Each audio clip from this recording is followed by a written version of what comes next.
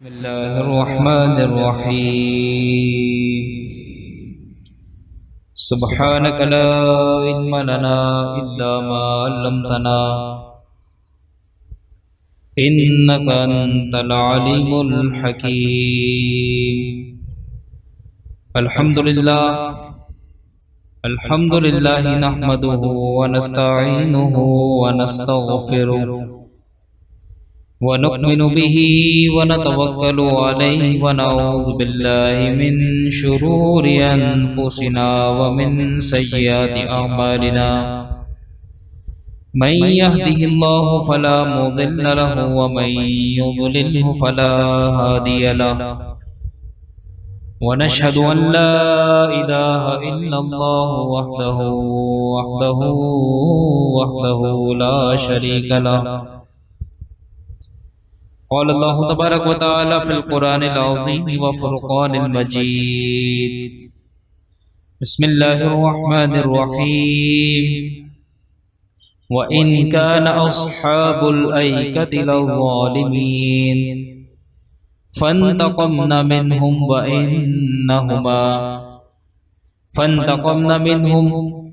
इन्नहुमा लबिइमामिन मुबीन। इन्नल्लाह व मलाइकतहु युसल्लूना अलन नबी या अय्युहल्लज़ीना आमनू सल्लू अलैहि व सल्लिमू तस्लीमा। अल्लाहुम्मा सल्लि अला सय्यिदिना व मौलाना मुहम्मदिन मअदिनिल जूदि वल करमि व आलिहि व बारिक व सल्लिम। हाज़िरीन मोहतरम, कुरान मजीद फुरक़ान हमीद सूरह हिज्र की आयत नंबर 78 और 69 मैंने आपके सामने तिलावत की है। और गुज़िश्ता दर्स के अंदर जो वाक़यात आपके सामने बयान हुए वो हज़रत इब्राहीम अलैहिस्सलाम और हज़रत लूत अलैहिस्सलाम की कौम का वाक़या तफ़सीलन आपके सामने हमने बयान किया। तो आज का जो उन्वान है वो हज़रत शुएब अलैहिस्सलाम और हज़रत सालेह अलैहिस्सलाम की अक़वाम का जो हाल हुआ इंशाल्लाह उसके बारे में तफसील आपको बताया जाएगा। कुरान क्या कहता है? कुरान कहता है व इन काना अस्हाबुल ऐकति लज़ालिमीन। अब यहाँ पर एक जुमला अल्लाह ताला ने इस्तेमाल फरमाया। देखें, बस्तियां जो होती है ना, आबादियां, बस्तियां, शहर, टाउन, सिटी जितने भी होते हैं तो इनकी कुछ निशानियां होती हैं और ये अपनी निशानियों से पहचाना जाता है। अब जैसे शहर कराची है, पाकिस्तान का सबसे बड़ा शहर है, समंदर यहाँ पर मौजूद है, तो समंदर से कराची की शनाख्त पाई जाती है। इसी तरीके से पूरे मुल्क का सबसे बड़ा कारोबारी हब है, पूरे मुल्क को कराची चलाता है। हकीकत ये 80% रेवेन्यू कराची जनरेट करके देता है। तो कहा जाता है भाई कराची वाले इस पूरे मुल्क का सिस्टम चलाने वाले। तो पहचान बनती है ना कोई चीज, तो ऐसे ही जो ज्योग्राफिकल एरिया होता है, जो ज्योग्राफियाई हुदूद होती है, वो पहचान बनती है। तो यहाँ पर हजरत लूत, हजरत शुएब अलैहिस्सलाम की बस्ती और आपके शहर का जिक्र हो रहा है और अल्लाह ने उस शहर की शनाख्त को, उसकी जो आइडेंटिफिकेशन थी उसको हाईलाइट किया। क्या फरमाया? अस्हाबुल ऐका, झाड़ियों वाली बस्ती। ऐका का मतलब होता है झाड़ियों वाली, जहां पर घास हो, झाड़ियां हो, दरख्त हो, जंगलात हो, उसको कहा जाता है। तो तफसीर में आता है कि शुएब अलैहिस्सलाम की कौम जिस जगह पर रहती थी वो बड़ी सरसब्ज़ो शादाब और बहुत ही हरी भरी बस्ती थी और अल्लाह ने इनको बड़ी गिरां कदर नेमतों से नवाजा था। एक से एक इनके पास सब्जियां, एक से एक फल इनके पास होते थे। इनका शहर बड़ा हरा भरा और कुशादा था। लेकिन अल्लाह ने एक बात और जिक्र फरमाई कि शहर की खूबसूरती, बस्तियों की खूबसूरती और आबादी से ये लाजिम नहीं आता कि वहां के लोग भी अच्छे हैं। भाई आज लोग यूरोप की मिसालें देते हैं कि यूरोप तो बड़ा जदीद पैमानों पर बना हुआ है, बड़ी बड़ी इमारतें वहां पर हैं, बड़े बड़े अच्छे रूट्स वहां पर बने हुए हैं, बड़ी बड़ी शाहराएं हैं, एक से एक होटल है। तो पता लगा कुरान से हमें नुक्ता मिलता है कि शहरों की खूबसूरती से ये लाजिम नहीं आता कि उस जगह पर रहने वाले लोग कल्बी तौर पर पुरजमाल हैं या रूहानी तौर पर वो आबाद हैं। तो शहरों की आबादी, जिस्म की आबादी, ये रूहानी आबादी की दलील नहीं है। रूहानी तौर पर आबाद होना और बात है। तो पहली बात तो अल्लाह ताला ने फरमाई अस्हाबुल ऐकति लज़ालिमीन, जरूर वो जालिमों में थे। थे बड़े खूबसूरत शहरों में रहने वाले, लेकिन थे जालिम। फंतक़मना मिनहुम, अल्लाह फरमाता तो हमने उनसे इंतकाम लिया, उनसे बदला लिया। किस बात का? जुल्म का बदला। तो यहां से एक नुक्ता और समझ में आया कि जुल्म का बदला मिलता है। कोई जालिम ये ना समझे कि बस आंखें बंद करके जुल्म करते रहो, जिसके हक पे डाका डालना है डाल लो।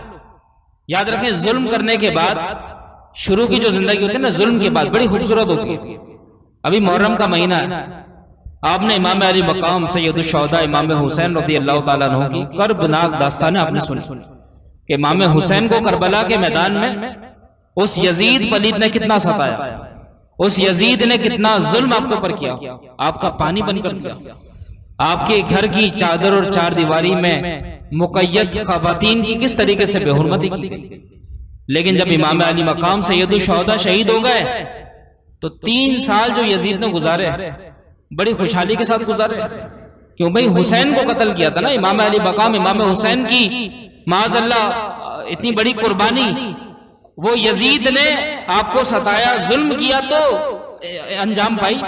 तो जुल्म करने के बाद यजीद एक वक्त खुशहाल रहा, लेकिन आप जरा सोचें 3 साल बाद जब उसकी रस्सी खिंची, जब उसके ऊपर मुख्तार सक़फ़ी आया तो उसका अंजाम क्या हुआ? तो जुल्म का बदला मिलने में अगरचे ताखीर होती है, लेकिन बदला दिया जाता है। बात साबित हो गई ना। फंतक़मना, अल्लाह फरमा रहा है कि हमने इंतकाम लिया। तो इंतकाम लेने से पहले क्या बात हुई थी? ला ज़ालिमीन, वो जालिम थे। तो मतलब ये कि जालिम को उसके जुल्म का बदला दुनिया में भी मिल जाता है और आखिरत में तो मिलना ही मिलना। आखिरत में जुल्म का बदला मिलने से इंकार नहीं है, बल्कि हुजूर अलैहिस्सलाम के एक हदीस का मफहूम ये कि महशर के दिन जब कयामत बर्पा होगी, जब हिसाब किताब होगा, तो 2 जानवर जिनमें से एक के सींग थे और एक के सींग नहीं थे, तो सींग वाले जानवर ने दुनिया के अंदर अगर बगैर सींग वाले को तकलीफ दी तो अल्लाह रब्बुल इज्जत बगैर सींग वाले से महशर में उसका बदला दिलवाएगा। और वो बदला किसी भी सूरत में हो सकता है, क्या पता उसके सींग उगाए और वो उसको टक्कर मारे। तो जब जानवरों तक से हिसाब किताब हो रहा है तो ये इंसान कहां भटक रहा है जो ये समझता है कि मैं जो कर लूं मेरे लिए कोई पूछने वाला नहीं, मेरा कोई ऑडिट नहीं है, मेरा कोई मुआवजा नहीं है। तो इंसान कितना गफलत में। तो इस आयत से पता लगा कि जुल्म का अंजाम इंतकाम, और वो इंतकाम अल्लाह की तरफ से होता है, वो अल्लाह रब्बुल इज्जत देता है। फंतक़मना मिनहुम, हमने उनसे बदला लिया। उसके बाद फरमाता व इन्नहुमा लबिइमामिम मुबीन, क्या फरमा रहा अल्लाह ताला कि बेशक वो दोनों बस्तियां साफ रास्ते पर थी। वही बस्तियों की कुशादगी, वुसअत, हरियाली, सरसब्ज़ो शादाबी की बात हो रही है कि वो बस्तियां आबाद थी, लेकिन वहां के लोग कल्बी तौर पर, रूहानी तौर पर वीरान थे। उन्होंने जुल्म किया। अब उनका जुल्म क्या था? शुएब अलैहिस्सलाम की कौम का आखिर जुल्म क्या था जिसकी वजह से उन पर ये अजाब मुसल्लत हुआ? वो जुल्म ये था कि ये कौम करप्शन में मुब्तला हो गई। बददियानती जिसको हम कहते हैं, बददियानती का इंग्लिश ट्रांसलेशन है करप्शन। करप्शन का मतलब दूसरे के हक पर डाका डालना। भाई हम समझते हैं लफ्ज़ करप्शन का मतलब ये है सिर्फ माली तौर पर बददियानती करना, ये करप्शन से मुराद है। ये करप्शन का उमूमी मायना, ये इसकी एक जनरल कॉन्सेप्ट है करप्शन का, कि जहां वर्ड करप्शन आता है, बददियानती आता है, तो उससे मुराद होता है कि भाई किसी का माल दबाया जा रहा है। किस माल दबाने की बहुत सारी सूरतें, एक सूरत चोरी है, और चोर का हुक्म क्या है? उसके हाथ काट दिए जाए। भाई जिसकी चोरी साबित हो जाए, चोरी कितनी? कम से कम 10 दिरहम के बराबर अगर उसने चोरी की तो काजी वक्त पर लाजिम है कि उस पर हद जारी कर और उसका जो हाथ है वो काटा जाएगा। और दूसरी बात, माल को दबाने का, करप्शन करने का दूसरा रास्ता क्या है? डकैती, कि चंद सरगुने आकर किसी को हाईजैक कर ले और माल लूट के असले के जोर पर लेके चले जाएं, ये डकैती है। तीसरी सूरत क्या है? रिश्वत, चोर बाजारी। और रिश्वत का मतलब क्या होता है? रिश्वत का मतलब ये होता है कि भाई एक शख्स को मालूम है कि जो चीज वो पाना चाह रहा है वो उसका अहल नहीं है। भाई मैं सरकारी मुलाजमत चाह रहा हूं लेकिन मैं अहल नहीं हूं क्योंकि मैंने मैट्रिक भी मुकम्मल नहीं किया, और मेरे मुकाबले पे एक ऐसा शख्स है जिसने मैट्रिक तो दरकिनार, जिसने मास्टर्स करा हुआ है, तो बताएं अहलियत किस में? दूसरे बंदे में। लेकिन मैं जाऊं और हाथ में चंद नोट रख दूं और कह दूं कि यार मुझसे पैसे ले लो और ये सीट मुझे दे देना, उसको मत देना, हालांकि अहल वो था लेकिन पैसे देकर मैंने उसको खरीद लिया, तो ये जो माल मैंने दिया ये रिश्वत है। हुजूर की हदीस है ना, अर्राशी वल मुर्तशी किलाहुमा फिन्नार। मैट्रिक की किताबों के अंदर ये हदीस गलत लिखी हुई है। मैट्रिक की जो सिंध टेक्स्ट बुक बोर्ड की जो किताब है ना, उसमें 20 हदीसें हैं, उसमें लिखा है अर्राशी वल मुर्तशी फिन्नार, ये लिखा हुआ है। वो किलाहुमा उन्होंने स्किप कर दिया। हदीस सही है कि अर्राशी वल मुर्तशी किलाहुमा फिन्नार। अर्राशी रिश्वत देने वाला, वल मुर्तशी जो रिश्वत ले, किलाहुमा दोनों फिन्नार आग में। तो जहां ये किताब आप देखें वहां पे इसको सही कर लें लाजमी। तो हुजूर की हदीस से पता लगा रिश्वत भी करप्शन का एक हिस्सा है, जो रिश्वत देता है वो भी गलत है और जो लेता है वो भी गलत, दोनों हराम काम है। लेकिन हाँ, जहां मजबूरी है, जहां हरज है, आपको मालूम है कि लेने वाला मजबूर नहीं है, देने वाला मजबूर है। मिसाल के तौर पर मकान की लीज करवानी है, आपको पता है कि अगर ईमानदारी के साथ में सरकारी ऑफिस जाऊंगा नहीं होगा, इतने धक्के खिलवाएंगे, इतने धक्के खिलवाएंगे कि 2 दिन का काम 2 साल का हो जाएगा और वक्त का जियालत। तो अब क्या करें? अब बचने का रास्ता यही है कि दे दें। लेकिन देने वाला, ये तमाम उलमा की मुत्तफिक राय है, देने वाला गलत नहीं, इसको गुनाह नहीं मिलेगा, इसको माफी मिल जाएगी। लेकिन जिसने लिया वो मजबूर नहीं था, वो चाहता तो नहीं देता, ऐसे ही काम कर देता, लेकिन उससे अपना फायदा देखा, उसने जबरदस्ती रिश्वत ली। तो ये काम लेने वाला जो है, चूंकि ये मजबूर नहीं था, तो इसने हराम काम किया। और अगर जायज समझ के किया तो फिर ये मुसलमान भी नहीं है। ये उसूल भी याद रखें, हराम काम को अगर कोई जायज समझता है तो इसका मतलब वो अल्लाह पर बहुतान मान रहा है। ये काम तो सही था, अल्लाह ने गलत हराम किया है, तो अल्लाह ने तो कोई काम गलत हराम नहीं किया। अल्लाह ने शराब भी ऐसे ही हराम नहीं फरमाई, अल्लाह ने सूद भी ऐसे ही हराम नहीं फरमाया। क्यों भाई? हमारी अकल बड़ी है या अल्लाह का हुक्म बड़ा है? अल्लाह का हुक्म बड़ा है ना। हमारी अकल भी तो अल्लाह की बनाई हुई एक मखलूक है, तो मखलूक की एक महदूद रेंज होती है, एक महदूद बाउंड्री होती है, लेकिन अल्लाह के हुक्म की कोई बाउंड्री नहीं। अल्लाह कादिर मुतलक है, जो चाहे हुक्म नाफिज फरमा दे। हम कौन होते हैं सही और गलत करने वाले? हमारा काम है आमन्ना व सद्दकना, अल्लाह हम तुझ पर ईमान लाए और तेरी सदाकत का हमने इकरार किया। तो करप्शन का एक जरिया रिश्वत है। और हाँ, एक मिसाल आपको और दे दूं कि बसा औकात ऐसा भी होता है, कुछ नौजवान सवाल करते हैं, यार वो जा रहे थे, पुलिस वालों ने रोक लिया। जब पुलिस वालों ने रोका तो सबसे पहले कागजात मांगे, दिखा दिए, ओके था। लाइसेंस मांगे, वो भी दिखा दिए, कोई कमी निकली नहीं। लेकिन इसके बावजूद एक बिला वजह का इशू बना के उन्होंने धमकी दी कि हम तुम्हारी गाड़ी को रख लेंगे और इतने पैसा हमें खिला दो। तो अब यहां पर भी चूंकि बचने की सूरत कोई भी नहीं है, भाई देने वाला यहां पर मजबूर हो रहा है, लेकिन लेने वाला मजबूर नहीं है, तो फिर लेने वाले के ऊपर अजाब है, देने वाले के ऊपर माफ। ये भी याद रखें। लेकिन कोशिश की जाए कि उसको समझाया जाए, और हमें ये डॉक्यूमेंटेशन पूरी रखनी चाहिए। ये भी दीनी काम है। बहुत से लोग होते हैं कि भाई अपना काम बुरा नहीं करते, सबसे पहले गाड़ी का लाइसेंस बनवाएं, ये जरूरी है। बगैर लाइसेंस के आप गाड़ी चला रहे हैं, ये जुर्म है, आप कानूनी तौर पर दूसरों की जिंदगियों से खेल रहे हैं। तो अपनी, हमारे मुर्शिद करीम किबला कारी साहब रहमतुल्लाह अलैह को देखा हमने, अपनी डॉक्यूमेंटेशन हजरत पूरी रखते थे। जितनी भी कागजी कार्रवाइयां होती थी ना, वो हजरत के पास पूरी होती थी, और इस चीज के बड़े पाबंद थे। किसी की उम्र 18 साल हो जाए ना अगर, और उसका CNIC नहीं बना हुआ, तो हजरत उसको डांटते थे कि क्यों भाई, क्यों नहीं बनाया CNIC, बनाओ जाके। और उसको पूरा एड्रेस समझाते थे, बताते थे कि ये डॉक्यूमेंट जाएंगे, लाजमी जाके बनवाओ। तो हमें चाहिए कागजी कार्रवाइयों को पूरा करें। तो अल्लाह ताला हमें समझ अता फरमाए। माशरे के अंदर अगर करप्शन होती तो ये जराइम होता है। करप्शन का एक और रास्ता क्या है? गसब करना, चीजों को गसब कर लेना। यानी एक चीज मिलकर दूसरे की है, प्रॉपर्टी दूसरे की है, लेकिन मैं साबित करूं नहीं मेरी है, मेरी प्रॉपर्टी है। इसकी बहुत सारी मिसाल है भाई। हमारे माशरे के अंदर शादी ब्याह की रस्में होती हैं, बहुत सारा जेवर चढ़ाया जाता है, तो कुछ चीजें ऐसी होती हैं जो दुल्हन को तोहफे में दी जाती हैं। तो देने वाला देता दुल्हन को है, भाई दे वो दुल्हन को रहा ना गिफ्ट, उसके घर वालों को, उसके शौहर को नहीं दे रहा है, वो उसके नाम पर।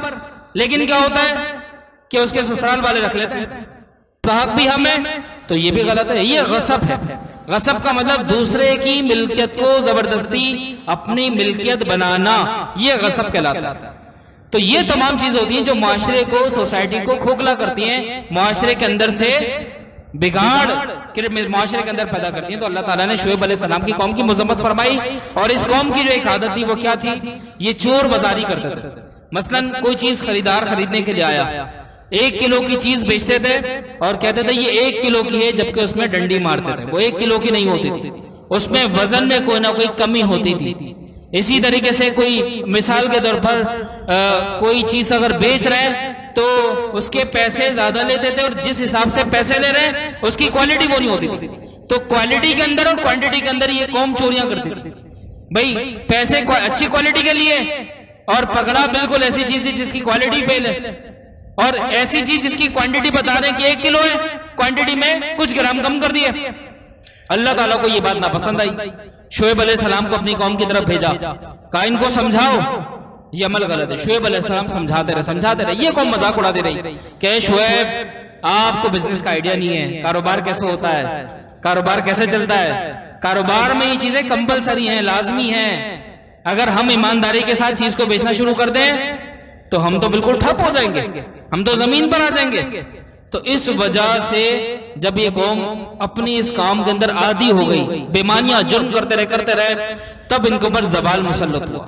आज हमारे यहाँ देख लें, बाजारों में कौन सा गुनाह नहीं हो रहा, कौन सी बुराई नहीं हो रही, हर चीज के अंदर जो चीजें हम खा रहे हैं ओरिजिनल है ही नहीं। आप सिर्फ एक पंप पर जाते हैं ना, पेट्रोल पंप के ऊपर आप 100 रुपए का पेट्रोल डलवाते हैं, तो आप देखें इतनी चोर बाजारी है कि वो 100 रुपए का नहीं डालता, उसमें मिलावट करता है, उसमें डंडी मारता है, और बड़े अकड़ के कहता है कि मैं सही कर रहा हूँ। इसका मतलब है कि हम उस कौम से भी गए गुजर हो गए। वो कौम कम से कम अपने गलत काम को गलत कहती थी, लेकिन आज हम ये कहते हैं कि अगर 2 रुपए की बेईमानी मैं कर रहा हूं तो इट्स माई राइट, ये मेरा हक है। अगर मैं ईमानदारी के साथ काम करूंगा तो खुद क्या खाऊंगा, बीवी बच्चों को क्या खिलाऊंगा। तो ये बुराइयां शुएब अलैहिस्सलाम की कौम में जब आम हो गई तो फिर अल्लाह रब्बुल इज्जत ने उन पर अजाब मुसल्लत किया। तो दोस्तों कुरान हमें तारीख बताता है, हमें इसको समझना चाहिए। देखें अगली आयत में अल्लाह ताला फरमाता है ये अस्हाबुल अयका थे, शुएब अलैहिस्सलाम की कौम वाले। अब देखें हजरत सालेह अलैहिस्सलाम की कौम, अल्लाह फरमाता है वलक़द कज़्ज़बा अस्हाबुल हिज्रिल मुरसलीन व आतैनाहुम आयातिना फकानू अन्हा मुअरिदीन वकानू यनहितूना मिनल जिबाली बुयूतन आमिनीन फअख़ज़तहुमुस सयहतु मुस्बिहीन फमा अग़ना अन्हुम मा कानू यक्सिबून। क्या फरमाया अल्लाह ताला ने, और बेशक हिजर वाले, हिजर का मतलब है पत्थर, इसी वजह से इस सूरत का नाम हिजर है, इसमें चट्टान का जिक्र है। पत्थर, ये जो पत्थर की बड़ी चट्टान होती है उसको हिजर कहा जाता है। अब इस सूरत को हिजर कहने की क्या वजह है, इसमें हजरत सालेह अलैहिस्सलाम का एक मौजज़ा पोशीदा है। सालेह अलैहिस्सलाम की कौम बुत परस्ती करती थी, बुतों की पूजा करते थे, अल्लाह की तौहीद को मानने से इंकारी थे, अल्लाह को वहदहू ला शरीक नहीं मानते थे। सालेह अलैहिस्सलाम आए, अपनी कौम को समझाया, नहीं माने, अपनी नबूवत को जाहिर किया कि मैं अल्लाह का नबी हूं, नहीं माने, झुटलाया। फिर आखिरकार बात ये दे पाई, ऐ सालेह अगर आप कोई निशानी हमें दिखा दें, आप अगर हमें कोई मौजज़ा दिखा दें तो हम आपको मान लेंगे। सालेह अलैहिस्सलाम ने, देखिए अल्लाह ताला अपने नबियों को मौजज़ात की ताकत देता है। अब एक चट्टान थी, पत्थर की चट्टान थी, तो सालेह अलैहिस्सलाम ने फरमाया कि ये चट्टान पत्थर की बनी हुई, अगर इस चट्टान के अंदर से मैं तुम्हें जिंदा और एक फरबा ऊंटनी दिखा दूं कि वो इस चट्टान को फाड़ कर बाहर आ जाए तो बताओ मुझ पर ईमान लाओगे। तो सारे एक जुबान होकर कहने लगे ये तो मुमकिन ही नहीं है, ऐसा तो नहीं हो सकता, और अगर ऐसा हो गया तो हम आप पर ईमान लाएंगे। सालेह अलैहिस्सलाम ने अल्लाह के हुक्म से वो मौजज़ा दिखाया, चट्टान को हुक्म दिया, चट्टान एकदम शक हुई। शक होने के बाद देखें चट्टान के अंदर ऊंटनी थी ना, ऊंटनी के अंदर इतनी ताकत नहीं होती, हालांकि ऊंट एक ताकतवर जानवर है। कुरान ने बकायदा इसका जिक्र फरमाया, फला यंजुरूना इलल इबिली कैफ़ा खुलिक़त, क्या तुम ऊंट को नहीं देखते हमने कैसा बनाया। लेकिन ये इतना ताकतवर जानवर नहीं है कि चट्टान को फाड़ दे, ये और चीजों को तो फाड़ सकता है, इंसान की खोपड़ी तक ये चबा सकता है। कहते हैं ऊंट इंतहाई कीनावर जानवर है, ये अपने दुश्मन को भूलता नहीं है। अगर आप इसको तकलीफ दे दें तो सालों तक इसके जहन में आपका नक्शा रहेगा कि इस शख्स ने मुझे तकलीफ दी थी, और ये कभी भी बदला ले सकता है। ये बड़ा कीनावर जानवर होता है, इसके अंदर बड़ी ताकत होती है, लेकिन इतनी ताकत नहीं है कि चट्टान को कुरेद कर फाड़ कर बाहर आ जाए। इसीलिए तो अल्लाह ने फरमाया कि ऊंट को देखो, उसमें अल्लाह की खलकत है, अल्लाह की निशानी है। तो हजरत सालेह अलैहिस्सलाम ने हुक्म दिया पहाड़ को, वो शक हुआ और उसमें से एक जसीम और एक फरबा किस्म की ऊंटनी बाहर आ गई। अब वो जब ऊंटनी बाहर आई तो शुएब अलैहिस्सलाम ने कहा कि ये अल्लाह की निशानी है, क्योंकि हर नबी के जो मौजज़ात होते हैं वो अल्लाह की निशानियां होते हैं। स्वालेह अलैहिस्सलाम ने अपनी कौम को एक नसीहत की कि देखो इस ऊंटनी से तुम्हें बड़ा फायदा होगा, ये जल्द एक बच्चा जनेगी और इसका जो दूध होगा वो इतनी वाफिर मिकदार में होगा कि मेरी पूरी कौम उस दूध से सैराब होगी। लेकिन खबरदार इस ऊंट को तकलीफ ना देना, इसको अजियत ना देना, क्योंकि यह अल्लाह की निशानियों में से। स्वालेह अलैहिस्सलाम की कौम एक वक्त तक उससे मरूब रही, ऊंटनी को तकलीफ नहीं दी, लेकिन शयातीन उनमें आए और शैतान ने भड़काया कि इस ऊंटनी को तकलीफ दो ताकि स्वालेह अलैहिस्सलाम तुम्हें छोड़ दे।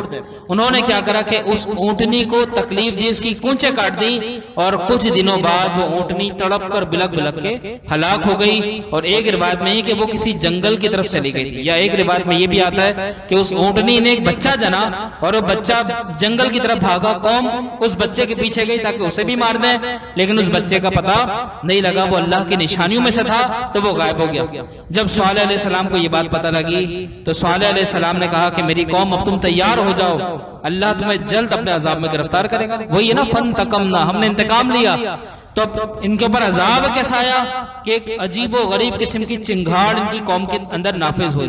फरिश्ते ने एक चिंगाड़ पैदा की और जितने भी स्वालेह अलैहिस्सलाम की कौम वाले थे, जो कौम समूद कहलाते हैं, ये सब के सब उस चिंगाड़ से हलाक हो गए। ऐसी आवाज थी जो कान में घुसती थी तो कान के पर्दे फट जाते थे और दिमाग तक उसका असर जाता था, इनके दिमाग माऊफ हो जाते थे और ये हलाक हो जाते थे। ये अल्लाह ने इनको पर अजाब भेजा। आप जरा गौर करें कि ये जो कौम है ना जिस पर अजाब आया, ये अस्हाबे मदाइन के नाम से आज भी वो बस्ती मौजूद है।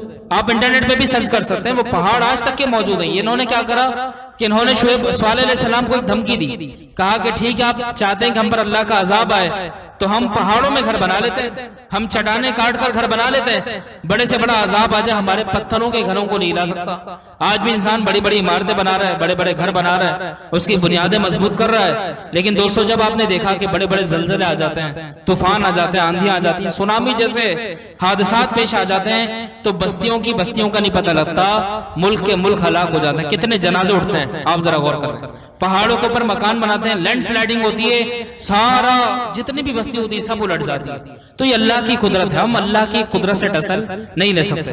तो ये कौम हलाक हो गई, इन्होंने पत्थरों में अपने घर बनाए। जब अजाब आने लगा तो ये उन हिजर के अंदर पत्थरों के अंदर जाके छुप गए, लेकिन कोई फायदा नहीं हुआ, उसके अंदर भी ये सब के सब हलाक हो गए। नबी करीम सल्लल्लाहु अलैहि वसल्लम अपने सहाबा के साथ अस्हाबे मदाइन की तरफ से गुजरे तो हुजूर ने अपने सहाबा को एक नसीहत की, कहा है सहाबा जिस बस्ती से तुम जा रहे हो, हुजूर ने उसका इंट्रोडक्शन करवाया, ये बस्ती हजरत स्वालेह अलैहिस्सलाम की बस्ती है, तो यहां से हंसते हुए ना गुजरना, इस जगह से गुजरो तो रोते हुए जाना। तो सहाबा ने हुजूर की वसीयत पर अमल किया, तमाम सहाबा यहां से रोते हुए गुजरे। यहां तक हुजूर अलैहिस्सलाम जब गुजरे तो हदीस के अल्फाज हैं कि सरकार ने अपने चेहरे को चादर से ढक लिया ताकि ये बस्ती मुझे नजर ना आए, क्योंकि यहां पर अल्लाह का अजाब नाजिल हो। ये हमारे नबी सल्लल्लाहु अलैहि वसल्लम की तालीम थी। तो अल्लाह फरमाता है बेशक हिजर वालों ने रसूलों को झुठलाया और हमने उन्हें अपनी निशानियां दी तो वो उनसे मुंह फेर रहे थे और वो बेखौफ होकर पहाड़ों को तराश तराश कर घर बनाते। अल्लाह फरमाता तो उन्हें सुबह होते जोरदार चिंगाड़ ने पकड़ लिया तो उनकी कमाई उनके कुछ काम ना आई। कितनी कमाई कर ले, कोई कमाई काम नहीं आती। इंसान की असल कमाई तकवा है, इंसान की असल कमाई जिंदगी में पढ़ी जाने वाली नमाजें, इंसान की असल कमाई और असल प्रॉपर्टी जो है वो ईमानदारी है, वो दयानतदारी है, और सबसे असल प्रॉपर्टी अपनी औलाद है कि जैसी तरबियत जैसा आप सिखाकर अपनी औलाद को जा रहे हैं, ये आप एक बीज बो रहे हैं जिसका फल आपको कब्र में खाने को मिलेगा, जन्नत में खाने को मिलेगा। सबसे बड़ी कमाई इंसान की अच्छा घराना है, सबसे बड़ी कमाई इंसान का सच बोलना है, सबसे बड़ी कमाई इंसान का आपस में मिलजुल कर इत्तेहाद और इत्तेफाक के साथ रहना है। तो असल कमाई क्या है वो समझें। जिसको हम कमाई समझ रहे हैं वो कमाई नहीं बल्कि वो हमारे ज़वाल का सामान है।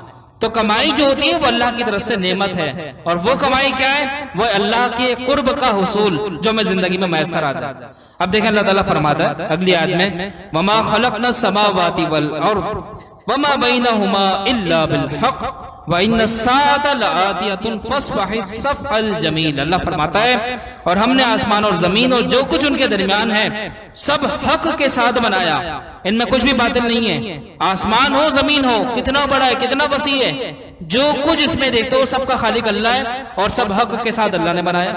अल्लाह फरमाता है बेशक कयामत आने वाली, इन्नस्साअत लआतिया, बेशक कयामत आने वाली है। ये कुरान ने 1400 साल पहले कहा था कयामत आने वाली है। मैं कहता हूं कयामत आ चुकी है। हम जिस दौर में जी रहे हैं, जितनी बुराइयों को हम देख रहे हैं, कयामत है।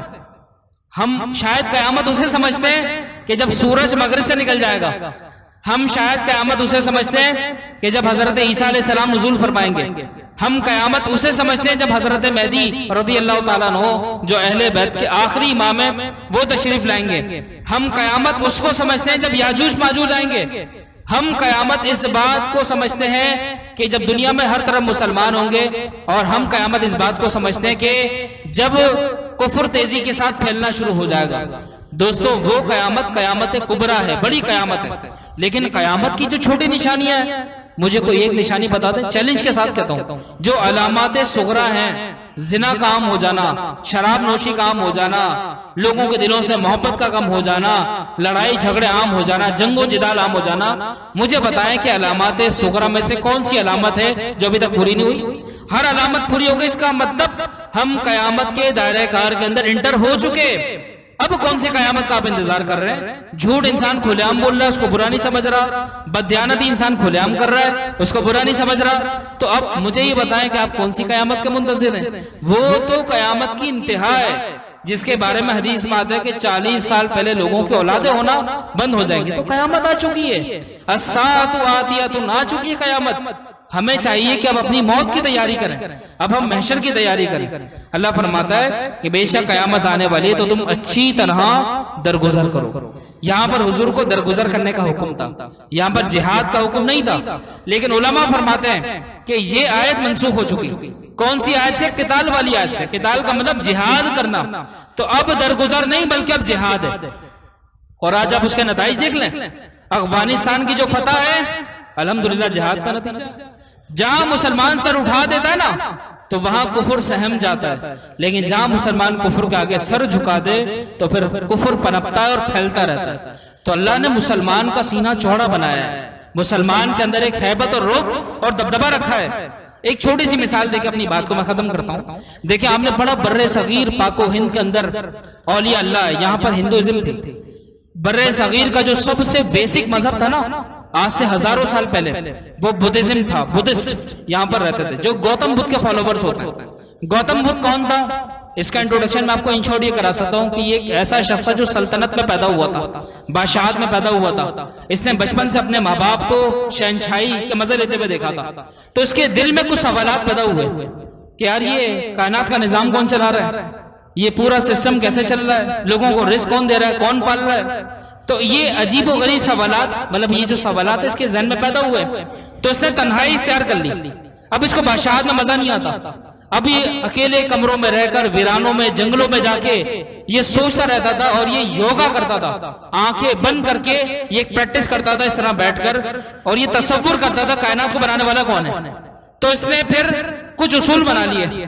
वो उसूल ये थे कि सबको चाहिए कि दुनिया को छोड़ दें, दुनिया से किनारा कशी इख्तियार कर ले, गोशा नशीन हो जाए, खुदा की तलाश में लग जाए। अब गौतम बुद्ध मुसलमान था या नहीं था, ये एक बड़ा गहरा और तहकीकी मसला है, लेकिन इसकी तलाश बहरहाल तौहीद थी। ये तौहीद को पाने के लिए शहनशाहियत से आजाद होकर जंगलों में, वीरानों में चला गया। अब इसके जो फॉलोवर्स आए तो उन्होंने इसकी तालीमात पर अमल किया। शुरू के जो लोग थे वो सही तौर पर इसकी तालीमात पर थे, लेकिन बाद वाले लोग बदल गए, फिर इन्होंने अजीब और गरीब चीजें ऐड कर दी। मिसाल के तौर पर एक चीज आपको बताता हूँ, बुद्धिस्ट मजहब के अंदर ये है कि इंसान अपने हाथ से मेहनत ना करे। इनके मजहब में भीख मांगना सवाब है। जो शख्स भीख मांगता है उसको ये भक्षु कहते हैं। इनका तरीका ये होता है कि सुबह सवेरे उठ जाते हैं और इनका जो टेम्पल होता है ये उसकी सफाइयां करते हैं, उसकी झाड़ू लगाते हैं। ये इनके नजदीक इबादत है, ये सुबह की इबादत है। उसके बाद इनके जो भक्षु होते हैं जिन्होंने ऑरेंज कलर का लिबास पहना होता है, अपना सर बिल्कुल मुंडाया हुआ होता है, तो उनके हाथ में इनका जो हेड होता है, इनका जो राहिब होता है, वो एक प्याला थमाता है और वो कहता है जाओ शहरों में जाओ और एक एक घर में जाके भीख के पैसे कलेक्ट करके लेकर आओ। तो ये सारे के सारे सुबह सुबह अपने मंदिर की सफाई करने के बाद लोगों के घरों पर जाते हैं और वहां पर इनको पैसा वगैरह दिया जाता है। और इनकी जो कौम है इनमें दो तबकात होते हैं, एक दुनियादार तबका और एक दीनदार तबका है। लेकिन इनका जो दुनियादार तबका है वो दीनदार तबके से बड़ा ताउन करता है। एक अच्छी खासी अमाउंट ये भीख में जमा करके अपने मंदिरों के अंदर लाते हैं और ये अपने मजहब का काम करता है। तो हिंदुस्तान का जो सबसे पहला और बुनियादी मजहब जो था वो बुद्धिस्ट था। हिंदुइज्म यहाँ पर बाद में आई। अब हिंदुइज्म की क्या तारीख है? हिंदू खुद लिखते हैं, जो नेहरू था अपने नेहरू के अल्फाज थे कि हिंदू मजहब की कोई तारीख नहीं है सिवाय अफसानों के, सिवाय कहानियों के। इनकी कोई हिस्ट्री, कोई तारीख नहीं है। ये मजहब कहाँ से आया, किस जगह से आया, इनका कुछ ज्यादा पता नहीं है। अब मैं आपको जो बात बताने वाला था, देखें यहाँ पर एक भी मुसलमान नहीं था। जो नुक्ता है ना मैं उस पर ला रहा हूँ, पूरे हिंदुस्तान के अंदर एक भी मुसलमान नहीं था। यहाँ पर सबसे पहले जो मुसलमान आए वो अरब से आए और 3 सूरतों में आए।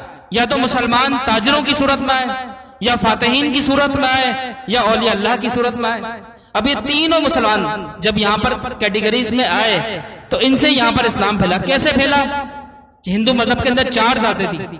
कौन कौन सी? ब्राह्मण, खश्तरी, वैश्य और शूद्र, ये 4 जातें थी।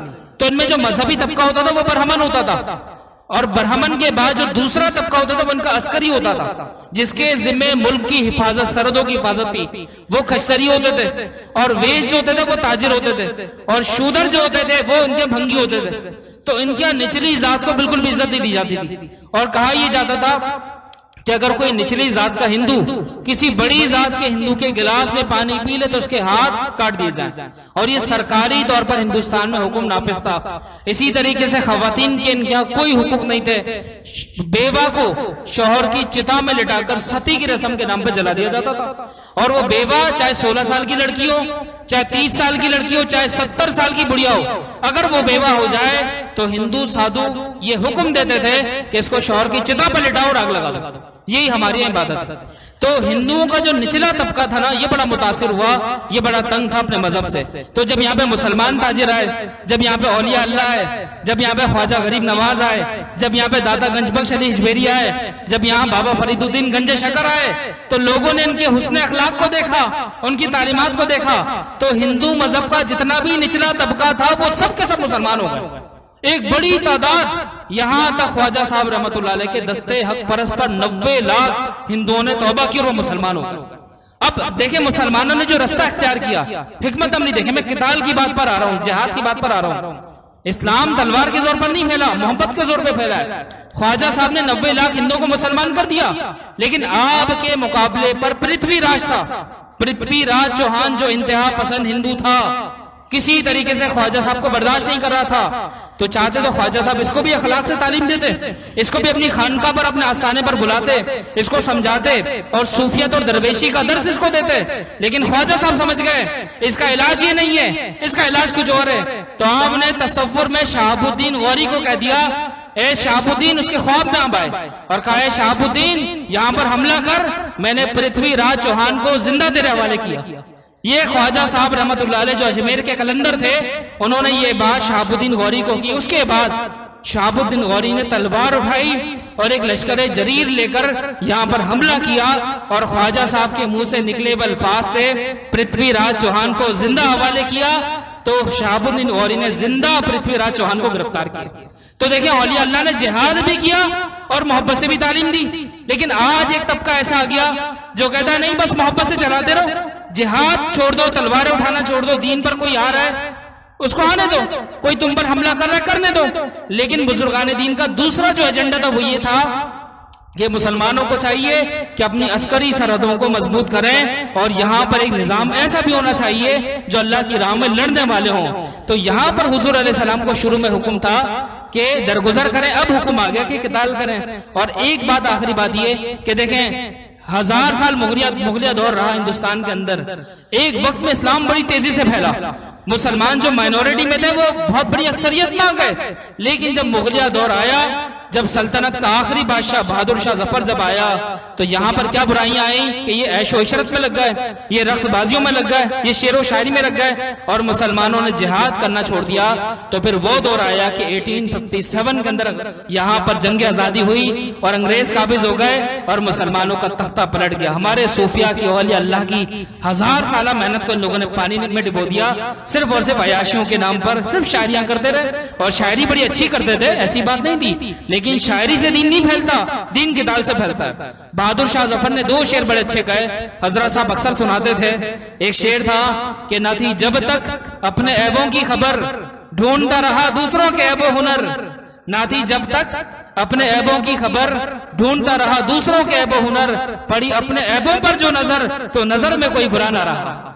दूसरा शेर के जफर आदमी उसको ना जानिएगा, हो वो कैसा ही साहिब फहमो ज़का। जफर आदमी उसको ना जानिएगा, हो वो कैसा ही साहिब फहमो ज़का, जिसे ऐश में याद खुदा ना रहे और जिसे तैश में खौफ खुदा ना रहा। देखिए कितनी शानदार शायरी की है। गालिब का शागिर्द था, लेकिन मुसलमान अपने असल मकसद से हट गए। जब तलवार उठाना छोड़ दी, जिहाद करना छोड़ दिया, तो अब क्या हुआ? अब ये अयाशों में पड़ गए, शेरो शायरी में पड़ गए। इनके महलों में रातों को मौसीकियां होती थी, रक्स होता था, खवातीन आती थी, रक्स करती थी, ये चीजों में लग गए और दुश्मनों ने फायदा उठाया और ईस्ट इंडिया कंपनी के नाम पर पूरे हिंदुस्तान से हमारी हुकूमत चली गई।